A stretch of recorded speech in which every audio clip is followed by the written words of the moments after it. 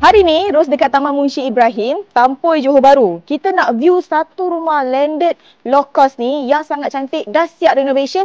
Korang dah tak payah pening lagi dah nak fikir, nak keluarkan duit untuk renovation lagi dah. So, jom kita tengok kat dalam. Yang paling best dekat rumah ni, kita dah siapkan kabinet TV, lampu spotlight, lampu downlight dan juga kita dah tukar kipas, cat dan kita buat lantai vinil untuk korang.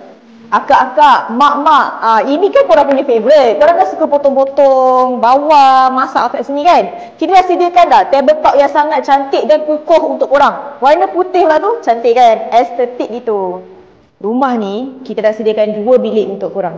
Bilik pertama dan juga ini bilik nombor 2. Dua-dua bilik ni pun dah siap renovation. Kita bagi lantai vinyl floor untuk korang. Macam biasa, kita bagi downlight lampu sekali dan juga kipas kita tukar baru premium warna hitam.